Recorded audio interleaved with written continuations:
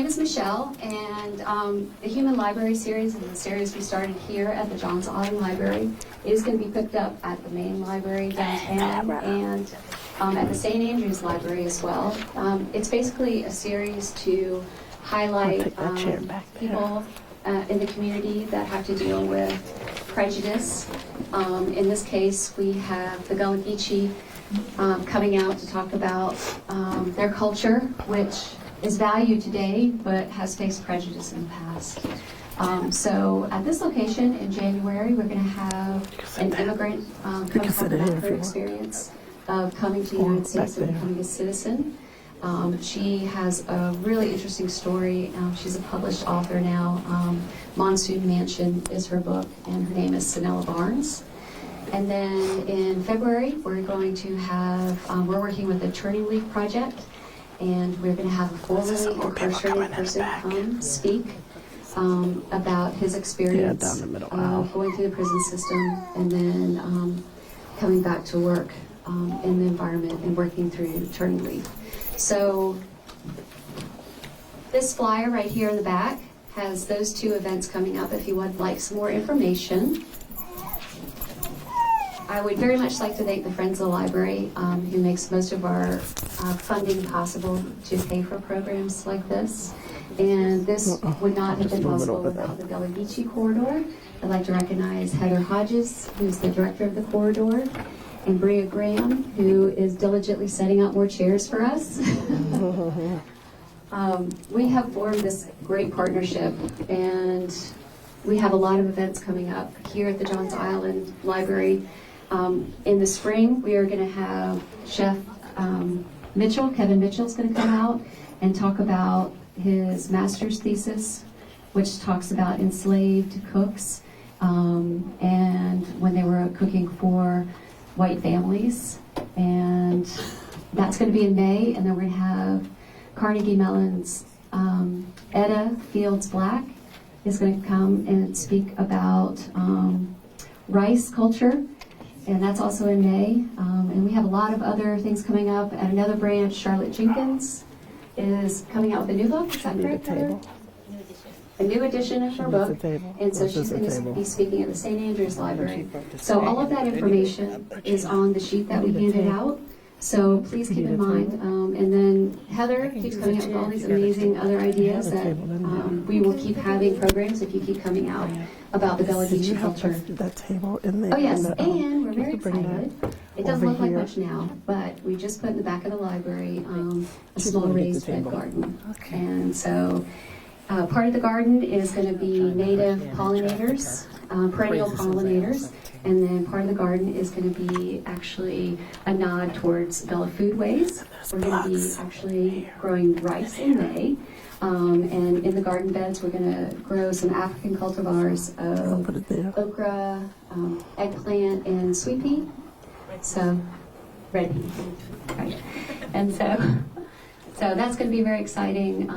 It is a community garden. And so right now we have everything up at the circulation desk. If you want to try to name our garden, we're going to be pulling one of the names from there to name our Johns Island garden. So we have a lot of stuff going on.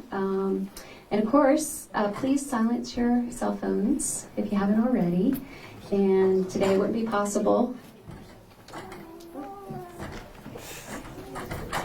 It's coming this way. Today wouldn't be possible without Reverend Demet Jenkins. She was raised in Charleston, South Carolina, but spent her youth visiting family on the Sea Islands. She holds her BS degree in criminal justice from South Carolina State University and a master's degree in divinity. Reverend Jenkins has worked in the community as a social advocate for decades. She currently works as the Director of Education and Engagement for Faith-Based Communities at the International African American Museum. I'm going to turn the program over to you, Demet. Which way you need it? This way.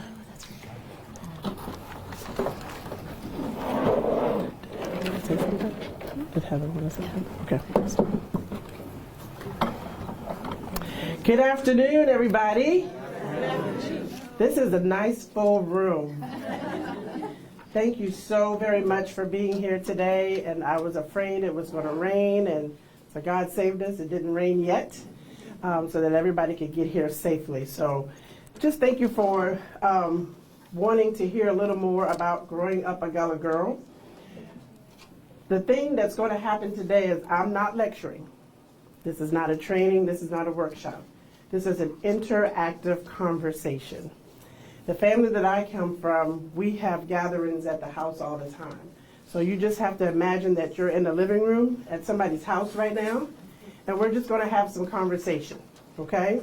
So when you see some things on the slide, if you have some questions, some comments, let's just have an interactive conversation as we're going through this time today talking about growing up a Gullah girl.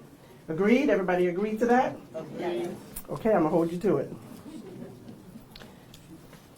All right, so we're going to talk just a little bit about growing up with my Gullah parents, some of the family illnesses and how we responded to them, some of the family emergencies and the crises, how we participated in those and how we interacted, our family gatherings, traditional foods, some words of wisdom from the elders, and then the educational, spiritual, and family traditions. Okay? So as we're talking, if something resonates with you or you think of something in your own family, let's talk about that, because I don't have all the answers. I just know what's in my family, my particular story, but we all have a story. And we all have heard stories, so let's make sure that we bring that forward so while we're in this time together, we can all hear about others' experiences. So my father is one of 13 children. He is the oldest. He grew up in a 3-bedroom home in Mattis. Anybody know where Mattis is on Johns Island? Nobody else know where Mattis is? Okay. Well, Mattis is really deep in the country. And when we say the country, we don't say that negatively. That's a place. That's not a negative place. We mean that very lovingly and caringly. So that's really deep in the country. When my dad married my mom, she's from Johns Island, but she lived in New York for a while. She was like, I'm not going out there. There's no lights. There's nothing happening out there in Mattis. We got to get around some city folks. So, but it was a great place. They grew up there. My father grew up there with his siblings. They went to school in one schoolhouse with all grades in one schoolhouse. His teacher, which was a woman, taught him how to play football. And he was a football star in high school and college. And a woman taught him that. Amen? And a woman taught him that. And so he, worked in the field. My grandparents grew vegetables and sold them. And so they had to work really, really hard. It was, a lot of children in one house. And so they had to work really hard. But he was very proud of his heritage and where he grew up and all the things that he learned through his parents and grandparents. So my mother is one of 7 children, and she is from Johns Island as well, what we call the Hill. Anybody know where the Hill is? Right off of River Road. It's now Thomas Jones Road, but that was called the Hill. And so she grew up there, and her mother was from there, and her father was from Edisto. My mother's mother died when she was 13. And so she went to go live with an aunt in New York who was from Johns Island as well, and moved in the house with 5 boys. So needless to say, she couldn't do nothing. Her boy cousins were right on top of her and didn't let her get away with anything. My grandmother, my maternal grandmother, was married 3 times. And my mother was very, very traditional. My father gave my mother the Emily Post etiquette book when they got married. And we lived by Emily Post all of our lives. I hated Emily. I didn't know who Emily was, but she was in our house all day long. Emily Post says. It's like, really? But part of the reason why my father gave her that book was she was 18 years old when they got married. She was a virgin. She hadn't been anywhere but Charleston in New York. And now she was a military wife. And they were going overseas to England. So he wanted to make sure that she was equipped and knew how to interact with the other folks in the military and the other wives. And so he gave her that book, and that was part of our tradition in our home. Yes? What years were they born? My father was born in 1929, and my mother was born in 1934. So my mother is deceased. She died at 52, and my father will be 90 in January. So part of the traditions in our house, every Saturday morning we had to clean up.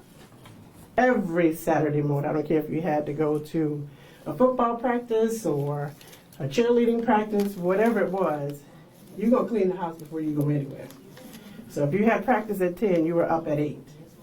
And you had to wipe it down, mop it down. One of the things my mother always did, she mopped the floor on her knees with a rag.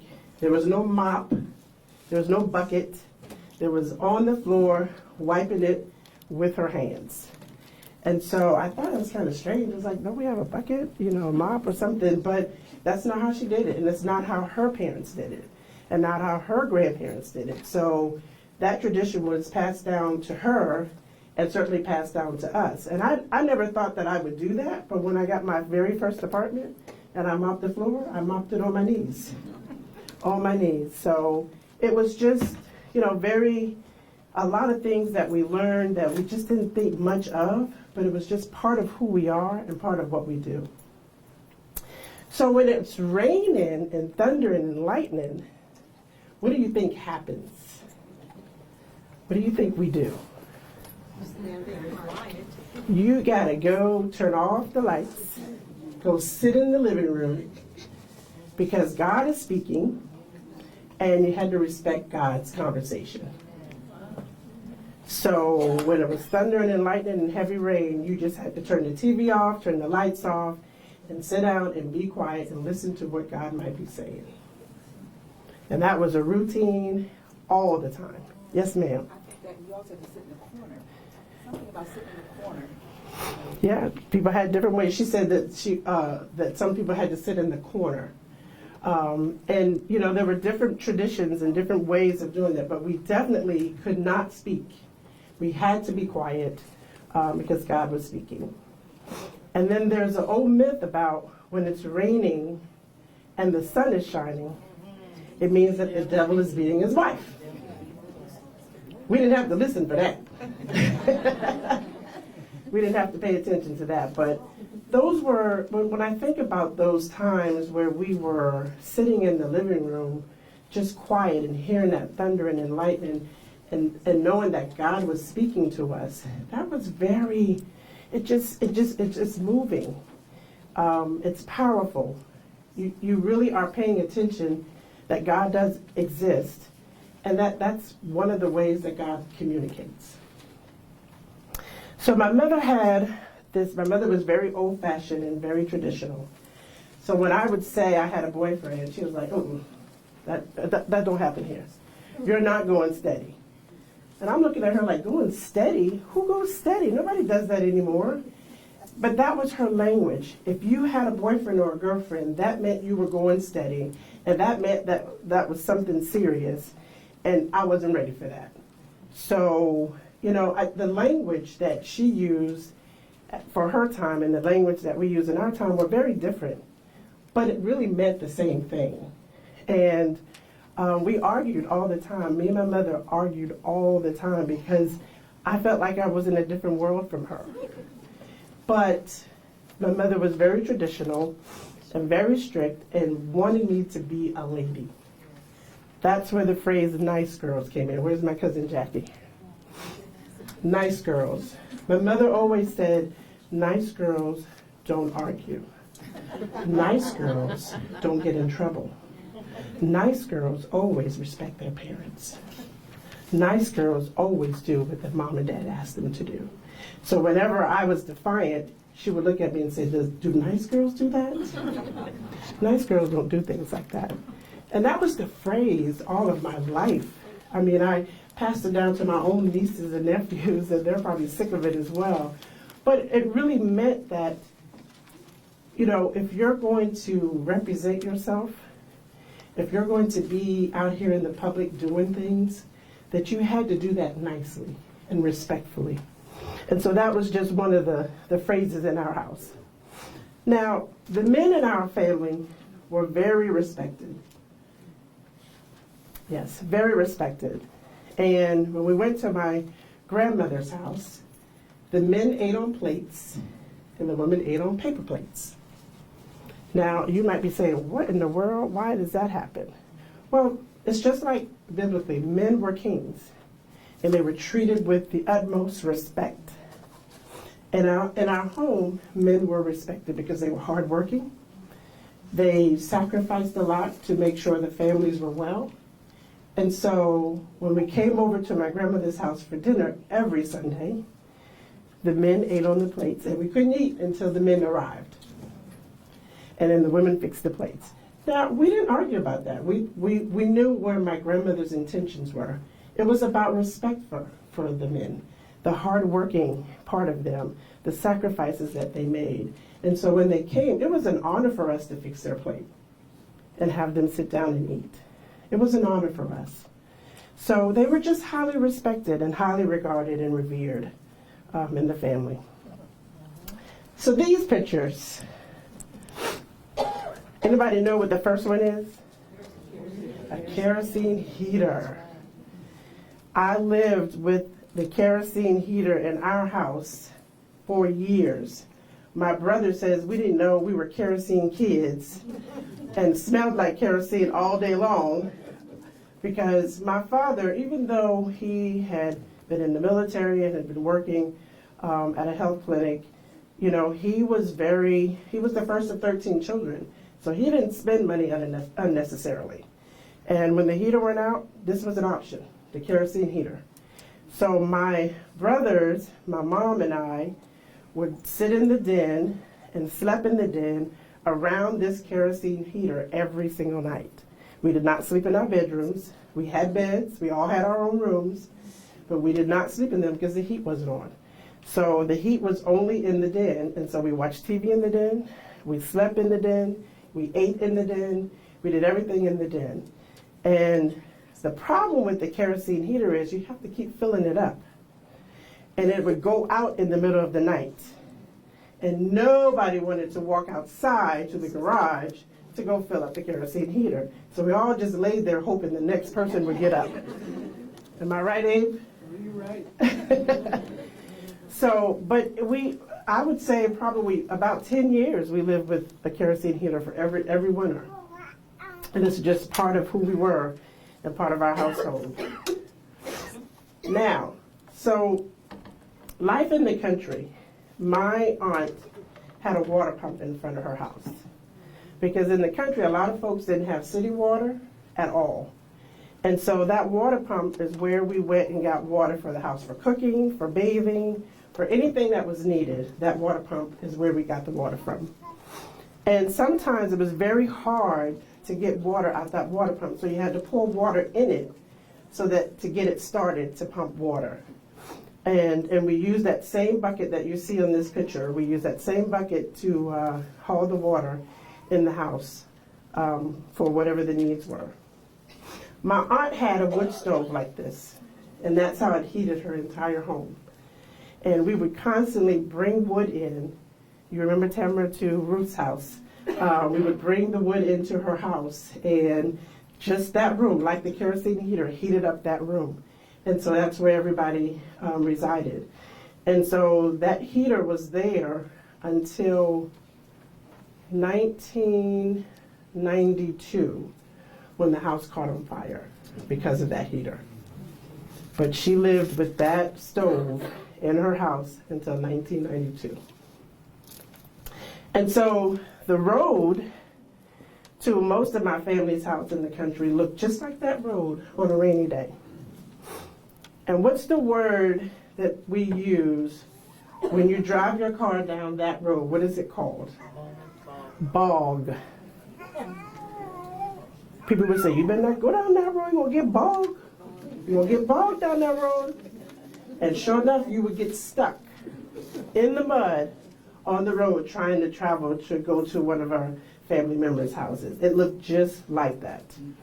And it wasn't, I think, until the late 90s that Thomas Jones Road got gravel on the road. So it was a dirt road well into 2000. So, and there's still a lot of dirt roads. I think Miss Stanley, is your road still a dirt road? Yes, it is. It's still a dirt road, and that's right off of River Road. So when it rains, we can't go to her house. So, any questions, any comments, anything anybody wants to add? Yes, ma'am. Well, just the comment about how men were respected Mhm. is because black men were not. Right, The one place where they could be respected would be in At home. homes and at church. that's right. And so that's why that was so important. Absolutely, absolutely. So, when it came to family illnesses, Ask you a question. yes, Did you say Mattis was St. Thomas Jones Road? no, Mattis is further back, LaGreeville Road. Yes, Brian Dairy, Brian Dairy. and then turns into the Green Road. And the end of the Green Road is Mattis. Is Mattis, yes. So family illnesses, you know, my parents and grandparents were very old-fashioned and they didn't believe in a lot of medications, but we certainly had medicines that were handed down from our ancestors, and one of the things was called Life Everlasting Tea, and it's pronounced Life Everlasting.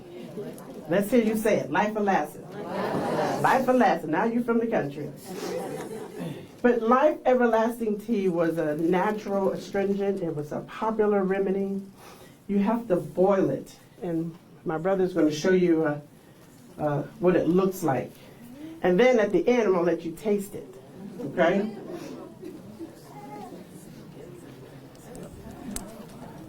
Yes.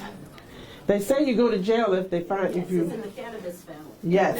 So I'm going to pass it around. Nobody smoke it. Nobody take it with you.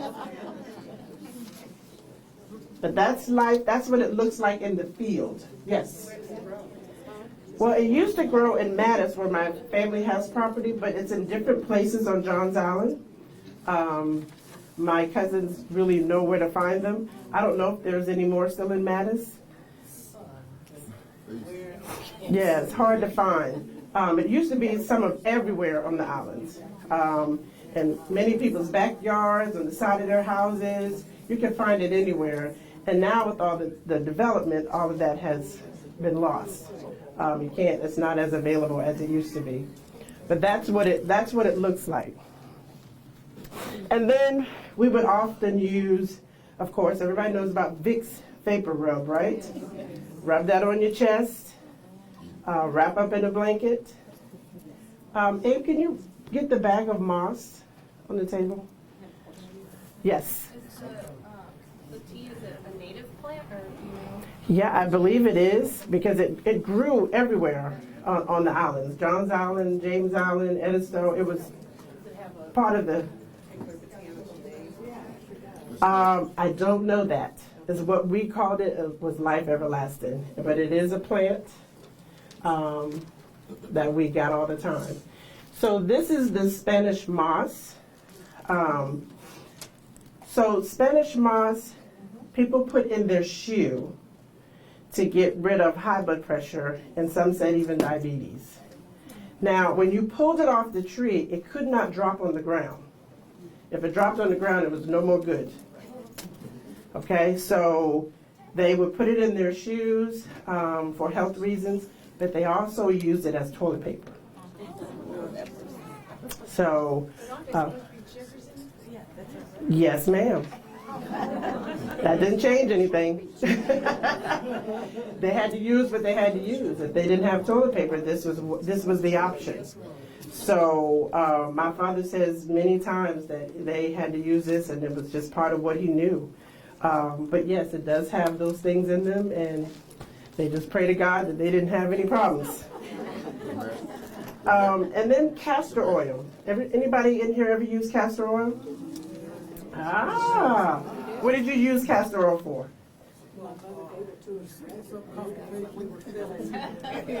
Yeah. Okay. Yeah. Yes. Your hair, okay. Yes. To induce labor. Yes, yes, yes. So, I mean, this was a staple in the house. A laxative, a muscle relaxer. I never gave birth, but I heard. But it's you know, it's one of those things that, you know, it had multi-uses and multi-purposes. And it's still effective in that way today. So we love this. Did you all have the spring clean out as well, you know, where everybody had to take that laxative and clean out in the springtime? Oh, yes, ma'am. Yes, ma'am. I remember that. Yes, ma'am. Remember was worms. You know, we were covering. Yes. If we ate too much candy during the holidays, that's the next thing we're going You're going to get some worms, right? So anybody ever heard of the brown paper bag on your forehead to get rid of hiccups? Yeah. So what was in the bag that helped you? You just did that? What was in the bag? What material was in the bag to help you get rid of hiccups? And how do you figure they came up with that? You know, what part of our ancestral history and legacy said, you know what, let's put a bag on the top of the forehead. That'll get rid of the hiccups. But obviously, it's been a tradition that has been passed down. Yes. Having it there made you breathe differently. Right. And that's actually what did it. It's concentrating on Focusing on what the bag on your head. Yes. Yes. Creel motion. Anybody remember Creel motion? I had Creel motion. Anybody else? Yes. It was for cough and flu, to get rid of those kinds of things. What about greasy meat on your face? Miss Stanley? What do you want to say about that? Oh, Wanda? For the mumps. Yes, to get rid of mumps. Yes. Put the fat in the grease in the meat. Yes, and fat back. Yes. Those were traditions that people still use those today. And then spider webs was used as a Band-Aid. As a Band-Aid. My dad said, I don't even know what no Band-Aid is. I use spider webs all my life. What you talking about? I don't need no Band-Aid. Just give me some spider webs. Like, who's going to go get the spider webs? Okay, so how much spider webs did you put on? Did you, like... Enough to stop the blood. I can't imagine. However your bleed was, that's how much spider webs you had to use to stop the blood. That's what they used. My father talks about this, black draught. Anybody familiar with that? Black draught. He said that's what he saw all the time, is what he used all the time. And then the rock and rye. And they put the rock and rye in the Life Everlasting, because the Life Everlasting tea is very, very strong. And if you sample it today, you'll see that. And that's why you had to coat it with some type of alcohol or lemon juice or honey. You know, but you definitely had to, because it was very strong, and it had a strong odor, and it has a very peculiar taste. So some of these things would be added to the Life Everlasting. It's an alcohol. Yes. Yes. But you can still find Rock and Ride in the liquor store today. Sir? You can buy that today. Yes. Just a different bottle. That's just the old bottles from way back in the day. But you can still buy Rock and Ride today. Yes. All right. So, anybody heard of Dr. Buzzard? Yes, Dr. Buzzard was the person to go to in Beaufort County if you needed to be healed of something. I just talked to somebody yesterday who said when he was a baby, he was very, very ill, and his grandmother took him to Dr. Buzzard. Now, it wasn't the Dr. Buzzard, this one, but they had other people, family members, who had the same name. And he said, and that person really oiled him down as a baby, prayed over him, and whatever that illness was, he was healed. And so people really believed in Dr. Buzzard, who was a voodoo priest, and had all kinds of remedies and things that could cure you. So my mother said that my uncle, who died in prison, that a woman put root on him. because he was very disrespectful to this woman. And my mother said it was almost instantly when he cursed that woman out and she told him, boy, you ain't never gonna be no more good the rest of your life. And my mother said almost instantly his whole life became a disaster. And she knew that that woman had put root on him for what he had done to her.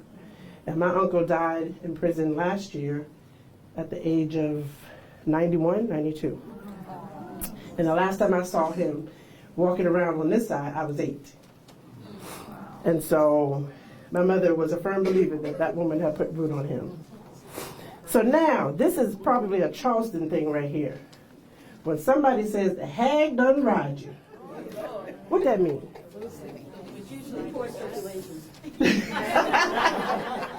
Let me hear some other responses. The witch ride your back. Okay, who else? A ghost or somebody that's dead, that's coming back from the dead. Okay, okay. Anybody else?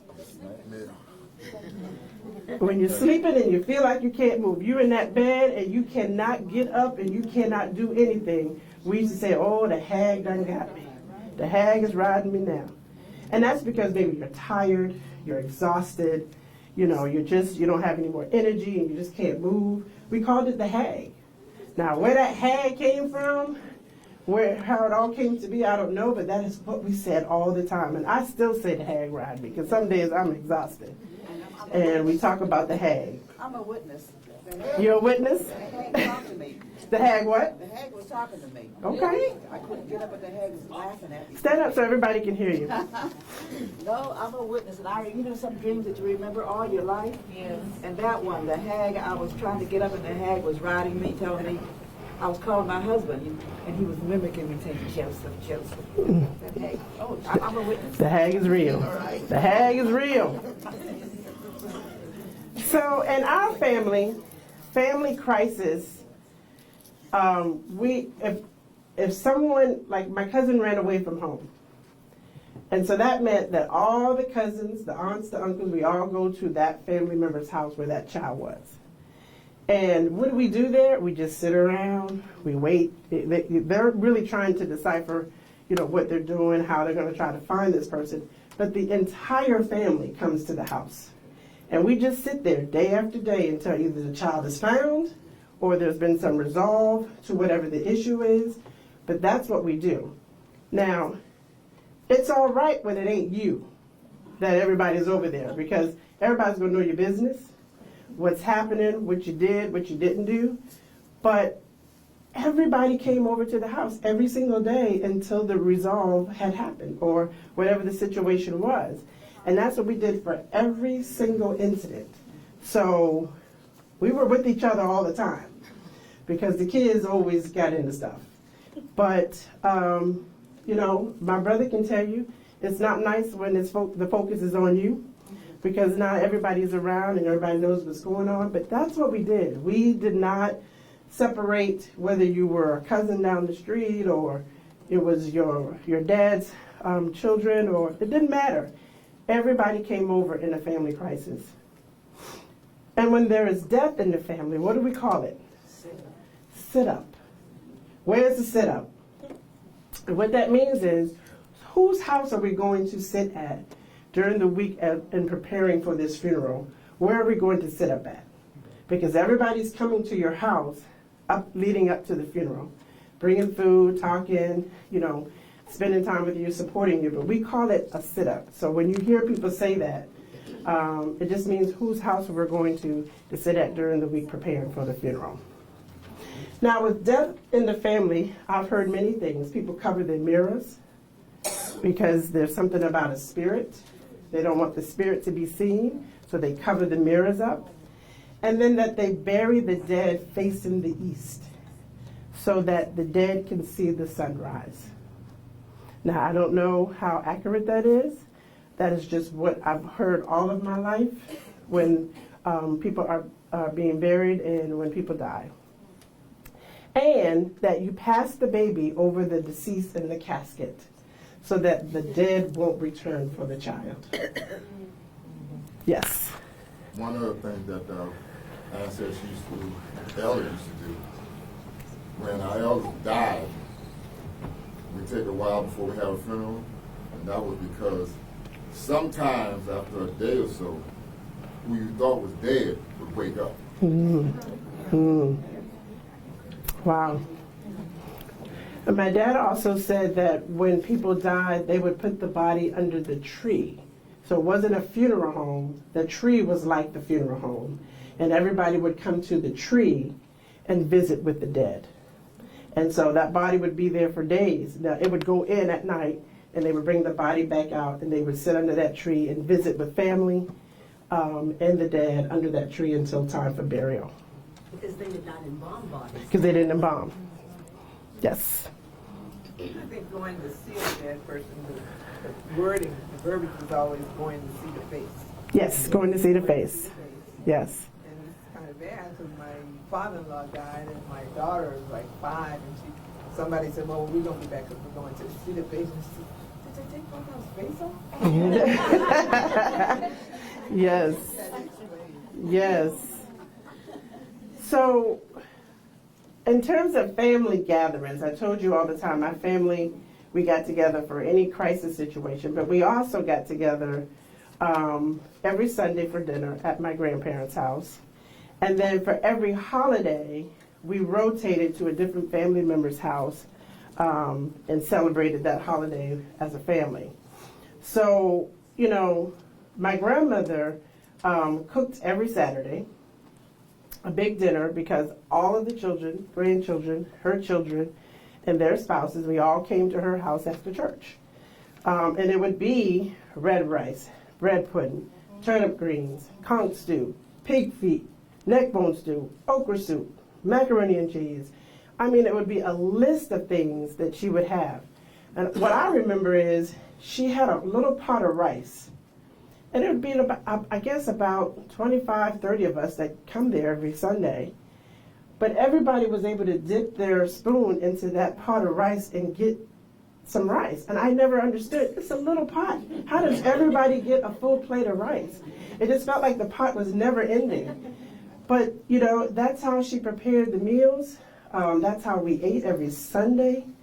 I can't imagine, you know, when I have to cook for Thanksgiving, it's a big deal for me. You know, I prepare 2 or 3 days in advance.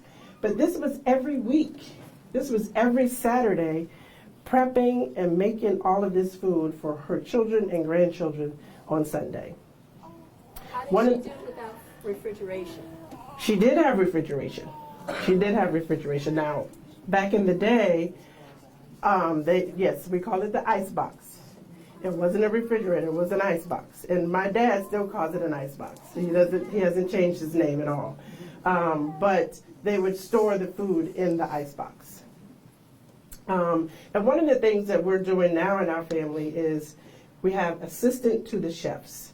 So all of the aunts and uncles who cooked really well or had primary dishes, the cousins and the nieces and nephews now are being their assistants so that we can learn that particular recipe so that tradition can be passed on. Amen. So some words of wisdom from the elders. Wanted to share a few with you. It's bad luck to cut the clothes pattern on a Friday. You just didn't do it. Dogs born on the full moon ain't no good. I am not even going to tell y'all what happens to the dogs that gets born on the full moon. We can't. That Peter might be in here if we do that. Moonshine puppies is what they call. Flowers on top of a casket help to mask the odor of decomposition. That was before embalming. Okay. Certainly no work on Sunday, no playing cards on Sunday. That was an absolute no-no. It's disrespectful to God. A watch pot never boils. You ever heard of that one? Watch pot never boils. Fat meat ain't greasy. Easy boo-boo, kill cuckoo. You ever heard of that? That means you better watch them quiet ones. They'll turn on you. A hit dog will holler. Don't put your stomach in somebody else's hands. Come ya, can't go where been ya. A hard head makes a soft behind. My mother's favorite, kill him with kindness. Worked for me, got out of many fights with that one. It's a poor frog who doesn't praise his own pond. Meaning sometimes you have to toot your own horn. A lie don't care who tell it. A dog that brings the bone carries the bone. Every tub got to stand on its own bottom. Do not judge a book by its cover. Fruit don't fall too far from the tree. You can lead a horse to the water, but you can't make them drink. What you do in the dark will come to the light. If you play with a puppy, he'll lick you in the face. Everything living wants to live. Some folks die before their hearts give out. Everything that glitter ain't gold. And if you can hear, you can feel. If you can't hear sound wisdom, then you will feel the weight of your bad decision. Let your conscience be your guide. A dog is going to need his tail more than one time to fan the nets. You're going to need me before I need you. Them children will kill you without putting their hands on you. Come see ain't the same as come stay. You can come visit, but you cannot stay. Don't hunt gal churn. Leave that boy, leave that girl alone. You don't know who they people is, they might be kin to you. Nothing beats a failure but a try. You can either live with a closed fist or an open hand. When you finish with them, give them back to me. Y'all know what that means? Like if I'm talking about you, I say to you, and that's my people. When you finish with them, give them back to me. That's my people. Don't talk about them no more. That's mine. Okay? Just a few little words of wisdom that we would hear the ancestors tell us all the time. And our family education is the key to success. Education was poured into us. It was very important for our grandparents and our parents that we did well in school. We had to study our lesson at all times. It was imperative. You must be a good student and be conscientious of the needs of the community. That was just embedded in us. It's part of who we are. You must always be willing to help and serve other people. We had to go to church weekly. That was not an option. You didn't tell them, I don't feel like going today. Well, you're going to go tired, dragging, but you're going. And you must always be on your best behavior. People are looking at you. They're paying attention to you. You have to be on your best behavior at all times. It was embarrassing to get in trouble at school. My mother, she would throw a fit. You did what? Do you know how embarrassing that is to me? Your daddy is going to be ashamed of you. I mean, she just poured it on me. I'm like, all right. I know I did wrong. But yeah, it was important. We could not function in a way that wasn't appealing and endearing and loving to our family. Respect was at the highest level. My grandparents were entrepreneurs, and they taught us to think as business owners. People with 5th grade and 3rd grade educations were entrepreneurs, opened many, many businesses. And we worked at those businesses. So we learned the skills, we learned the business, we learned how to do all that needed to be done. Because we all, from the time you were 5, 6 years old, if you just were picking up the trash, or if you were just greeting the customers, we all had a role and a responsibility in the businesses.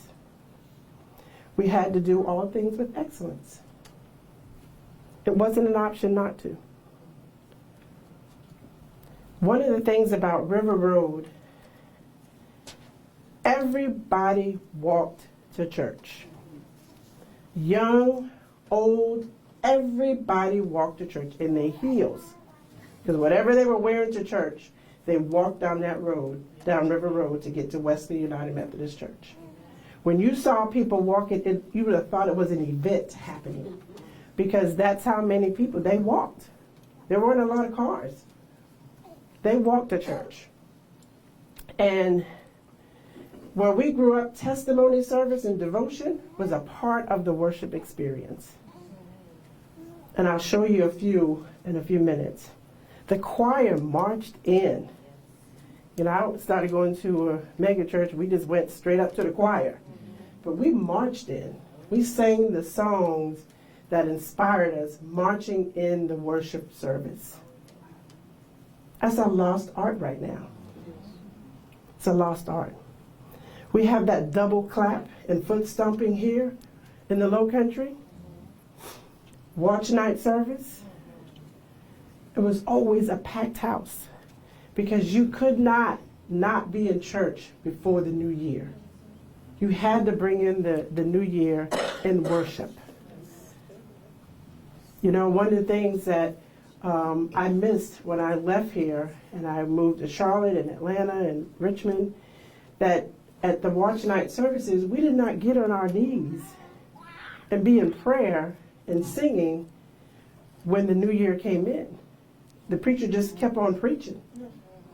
But how we grew up, the people would say, "Watchman, watchman, please tell me the hour of the night."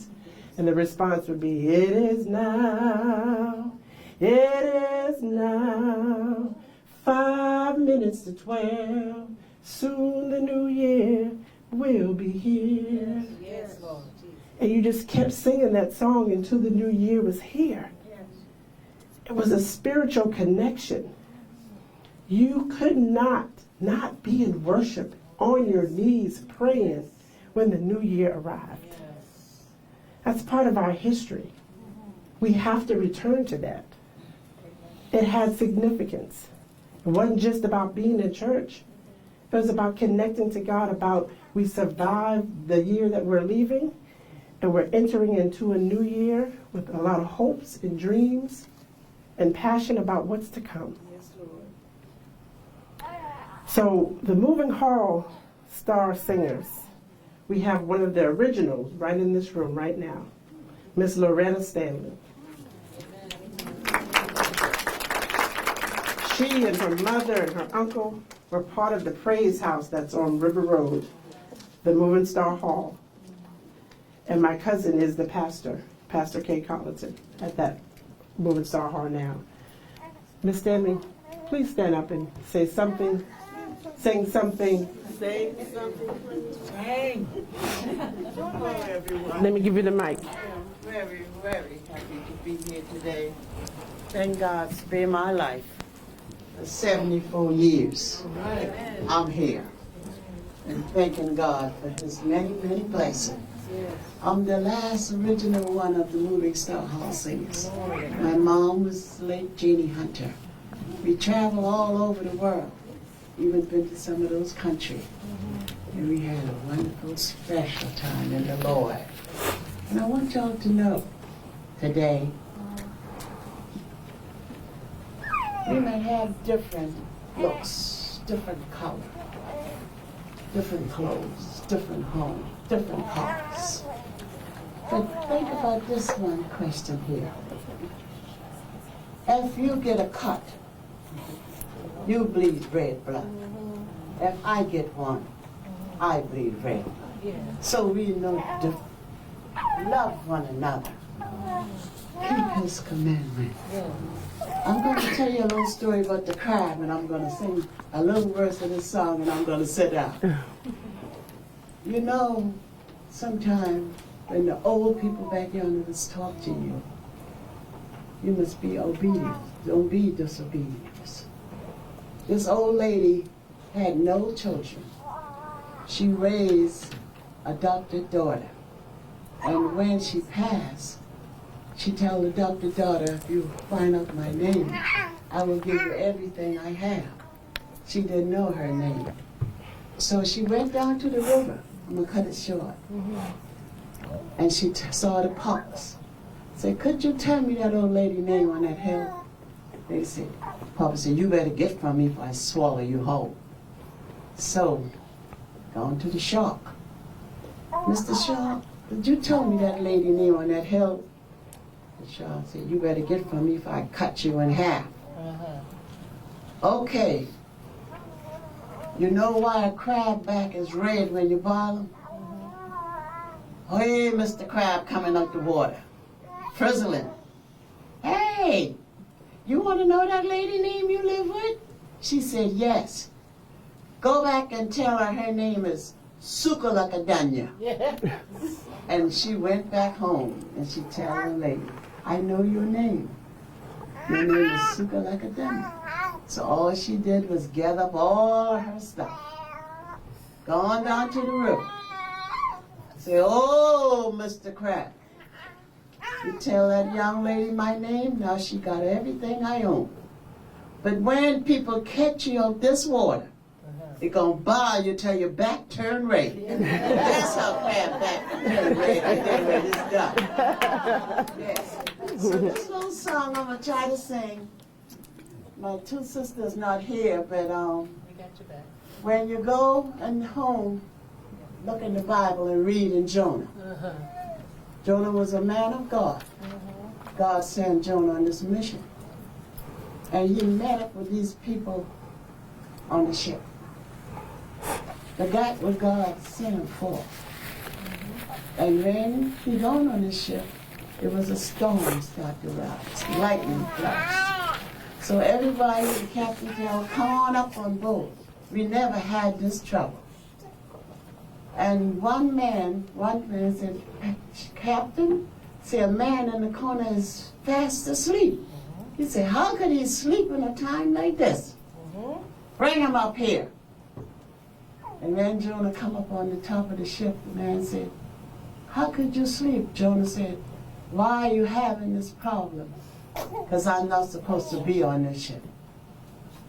Said, throw me overboard.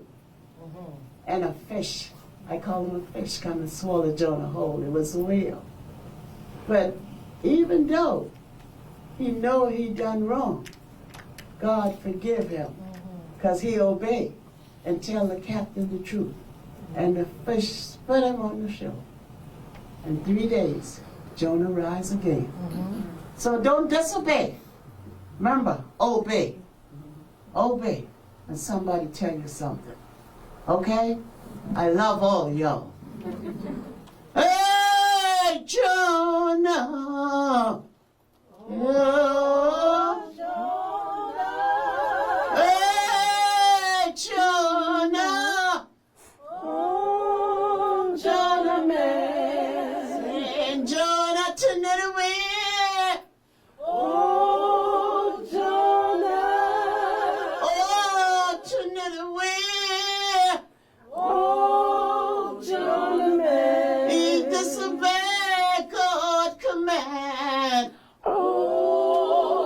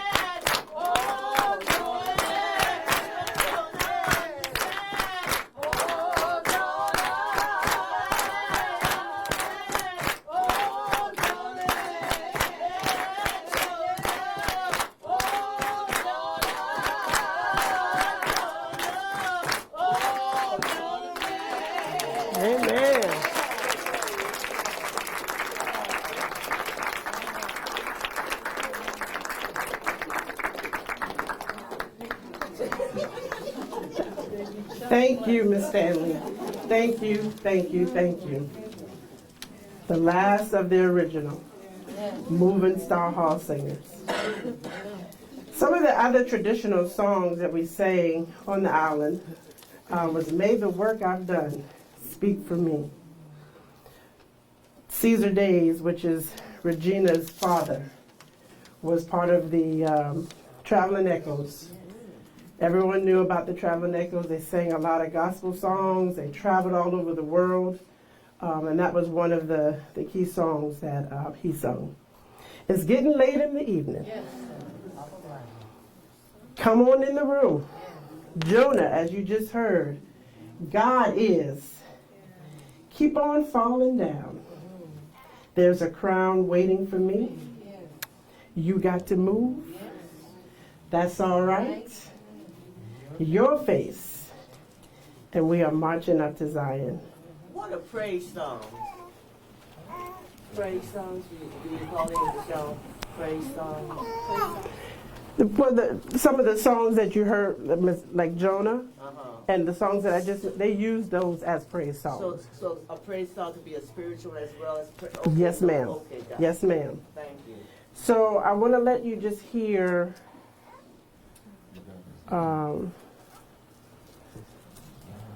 This is Miss Ruth Bligent, who was one of the Moving Star Hall singers.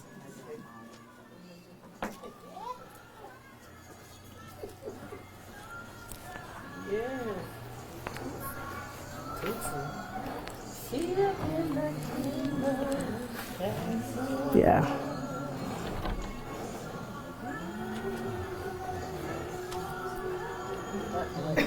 Nothing like that. Jesus. Oh.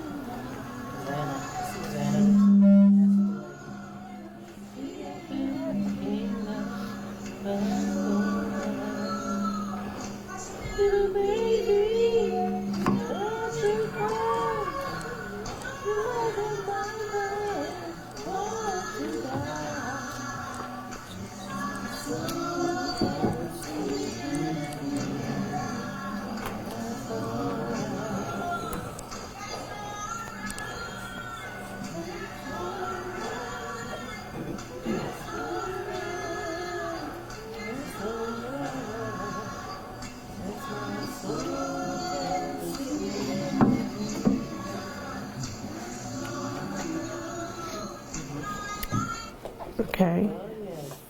And there's just a few others. Just wanted to let you hear a few parts of it.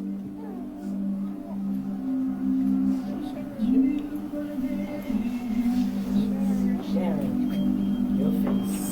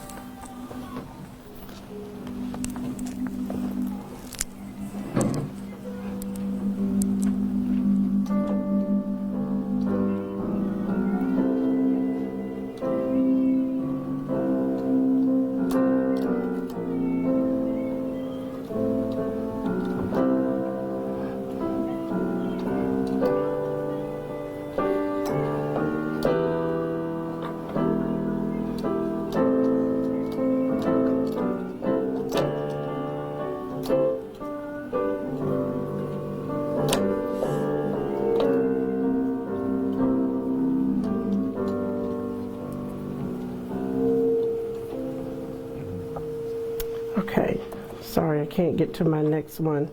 But I wanted you all just to hear just a little bit of some of the old hymns and the old spirituals and the old praise songs that used to be sung at Wesley United Methodist Church. And Regina is going to just give us a taste of a couple of songs from back in the day.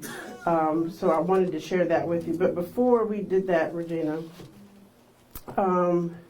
any other questions or any comments or anything anybody wants to add? Yes, ma'am. About the specific hymns, are they known only to this region or across? Some of the songs, May the Work I've Done is universal, but it's mainly sang in the Low Country.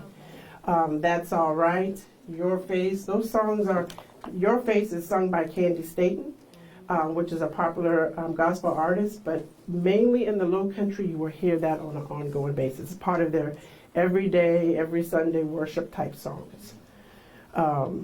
Yes, ma'am. I saw another hand.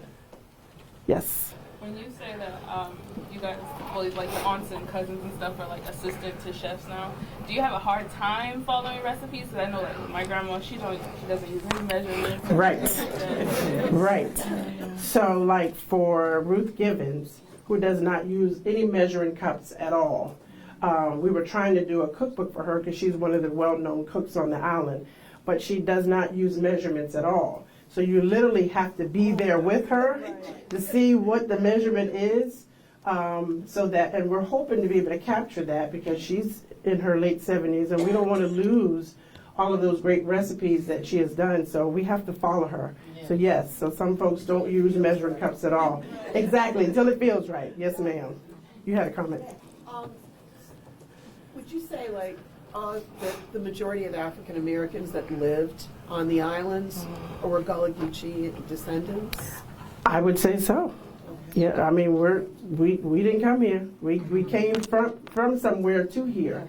So I think all of that is just part of our heritage and our culture and how we were brought here as enslaved Africans and to cultivate the rice farms and to do other things. So I think that is in us. It came from Africa. So was there a lot of people that followed the Great Migration in the 20s and to go north? And I think when people came here and they were warehoused to decide where they were going, some were here, some went to Virginia, other states. I mean, I think it just depends on where they were sent and to what part and for what reason. I don't know, Michael, if you want to add any more to that. Yeah, I mean, I think, rice was the original kind of cash crop for the country. Excuse me? My mom trying to tell me but when rice sort of waned, cotton picked up, and that was further, west, and so I think a lot of the enslaved folks got shipped west. And that was the start of sort of the migration. Yeah. There was another one in the early 20th century for economic and other right, reasons. That was what I was referring to. Yes. Racial A lot of people left to find work. Yes. Go ahead. And the other one was, in fact, fields of factories, if you're familiar with that whole concept. That's why our people went to New York, because they followed as the train went. People from Mississippi went to Chicago.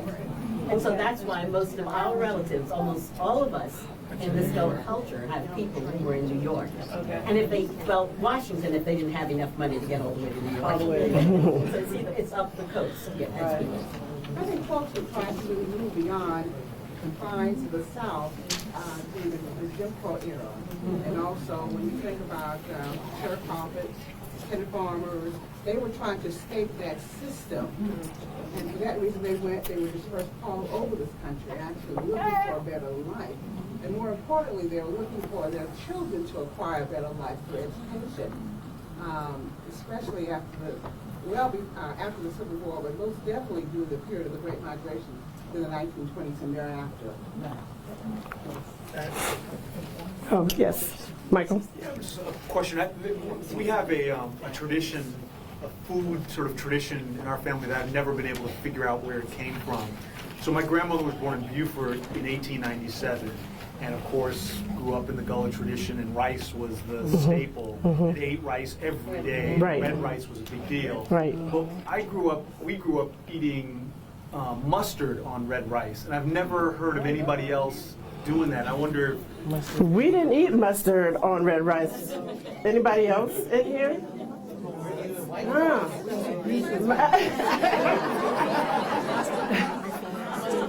And Elijah, my co-worker back here, is from Beaufort. Have you? No? Mustard on red rice, he said. Michael, that might be your own family tradition. Yes, ma'am. 1 second. Mustard greens, yes, but not mustard on red rice. And mustard on fish, but not mustard on red rice. Yeah, I think that might be the Moore family tradition. Yes. I have a question going back to cures and Mhm. medicine. Mhm. Have any of you ever seen the bag that's worn and the necklace that's worn around the neck? Asafoetida. Say it one more time. Asafoetida. That's it. Yeah. Have you ever seen it? Not in my time. And what was it to cure? Well, it had such a terrible odor that it kept people away from you. They didn't come up in our time. Yeah, that was before us. Yes, ma'am. You know the songs like Watchmen. I was surprised. I Googled. I found out the one song that they sing. I'm so glad I'm here. Mhm. That it was actually out there. I can find it. But are any of those songs like Watchmen? Are they patented or documented or anything? Not that I know of. Not that I know of. No. It's sad because that's really we still sing them. Yeah. And it's going to be lost, I think, along the way. But I don't think nobody. And they would think of a song that like 2 words sometimes. That was a song. And that was a song. Absolutely. Absolutely. You have churches now, they put it in different formalities. Yeah. But, as for me, being a resident of the island, I'd rather stay old school. Right. It's like whenever we do it, I try to keep them in the old school. Right. But a lot of those songs, you know them, but you can't find it in any book or anything. No. Absolutely. Yes. Are you going to give us the Gullah word in the English? That's your test. I have an answer key. But you need to sit with your family and your friends and the folks in this room and try to answer some of those words. So we're going to hang out afterwards. We're going to take some sampling of some of the food. But we want you to do that. I have an answer key for you so that when you go home you can say, oh my gosh, I didn't realize that was that word. But we want you to kind of play with that. Those are some Gullah words and phrases that are common to us that we want you to pay attention to. So I want to close out. But we're going to hang out even after we close out. But I want to read this Gullah prayer, and then we can dismiss from there. Do me, God, have mercy on this your poor creature, for I be a sinner and a wretch undone. If una know where no una going, una should know where una come from. God, you make we, and we know all about we, and we trust in thee. Good Master, we thank thee for the seed of new day and the new land of the living. And we thank thee for the food, the shelter, the raiment, and for your family. Great God, we pray for thee, for we know no other help in this our world. We believe in the Son dead on the cross for we, and the Holy Ghost will come for help teach we, for live and for live. Have mercy, O Lord. Please, Father, hear we cry. Forgive we, O God, for all we do wrong thing and have done, and the sin we had commit in this our body. Help we, O God, for we need to be a new creature. Remember this your servant when we work in the earth and done, and on the cross over there in the Jordan and day. Please give we a home in the kingdom way. We can rest from labor and be at peace, and live with una forevermore. Amen. And the translation is, my God, have mercy on me, a poor creature and a wretch undone. If I do not know where I am going, I should know where I come from. God, you made us and you know all about us, and we place our trust in you. Good Master, we thank you for seeing a new day in the land of the living. And we thank you for food, shelter, raiment, and my family. Great God, we pray to you, for there is no other help that we know in this world. We believe that your Son died on the cross for us, and your Holy Spirit came to teach us how to live and to love. Have mercy on us, Lord. Please, Father, hear our cry. Forgive us, God, for all the wrong things we have done and the sins we have committed in this body. Help us, O God, to become a new creature and remember your servant when our work on this earth is done and we cross over the Jordan into death. Please give us a home in your kingdom where we can rest and be at peace and live with you forevermore. Amen. Amen. Amen. Amen. That was the Gullah version and the English version. So we will dismiss. We'll end this portion of the conversation. But I want you, the sheets that you do have, try to decipher the words and the phrases in Gullah. We do have an answer sheet so that you can know what those words are. But we want you to take a taste of some of the traditional low country foods. We have conch stew. We have red rice. We have turnips. We have macaroni and cheese. We have bread pudding and okra soup. So those are the things that make us feel good, taste good, and just all around, just wonderful fellowship with family and new friends. Thank you for being here today.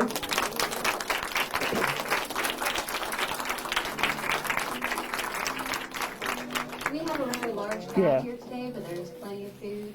Feel free to take your plate and your little sheet to fill out and go into the library. There's some tables to sit, or you can move your chairs around in here. We'll give the ladies a couple minutes to kind of get the food ready, but thank you so much for coming out.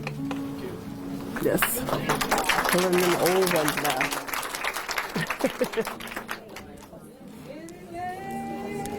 Hey. Oh, thank you for coming. Is your mom? Hi, Mother. Hi. How are you? Nice to meet you. Thank you. I try to do a lot in 60 minutes, so. Well, thank you. Thank you. Please partake in something. Take something home. Okay. Yes. Thank you. Oh, thank you. From Italy? Thank you so much. I appreciate that. And we do this people in the family die. Oh, wow. I love it. See, it's crossover from one culture to another. Yes. Thank you. Thank you for being here. Okay.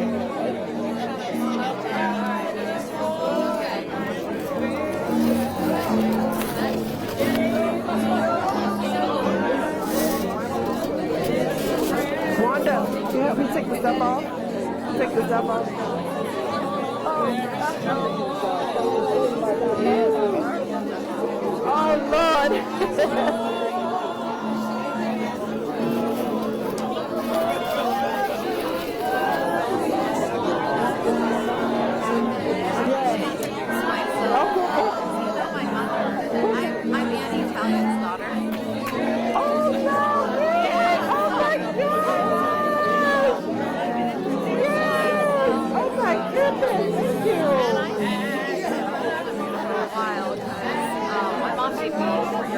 Okay. I'm listening. Okay, I'm turning it all over.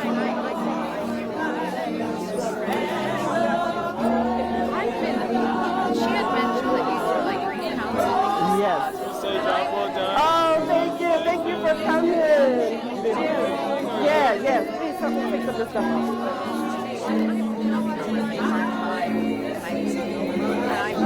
I'm putting it off. I work in the library now. Okay.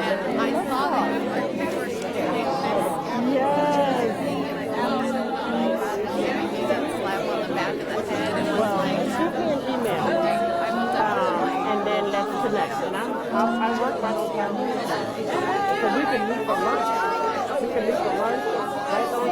country. Like I said, I feel like God is saying not trying to contact her. Oh, okay. Oh, okay. Oh my God, yes. Please email and then let's connect. Okay, thank you for introducing yourself.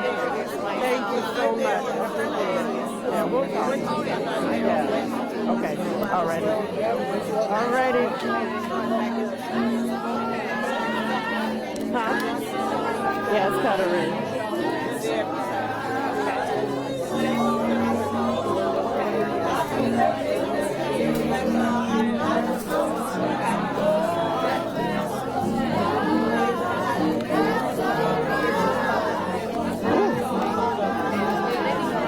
Take this out.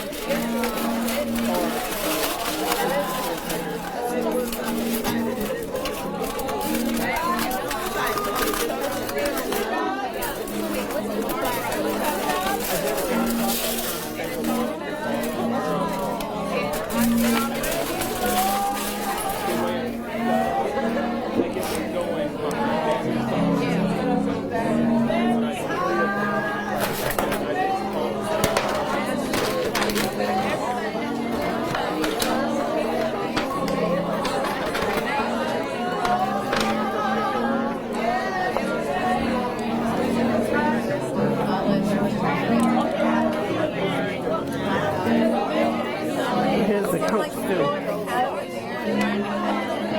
Thank you.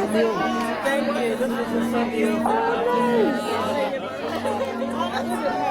I saw this coming and I didn't want to miss it, so I go all the way up to the Oh my gosh. You're over here visiting. Coming. Amen. Amen. I love it. I love it. You have a website that I missed? No. Oh my, I think it did record it though. Yes, the guy, the camera guy. So I'm not sure where they're going to post it at. I live right here. So, yeah, I work with the African American Museum. So I'll give you my card. And then let's do it, okay? Let's do that. Give me 1 second, okay?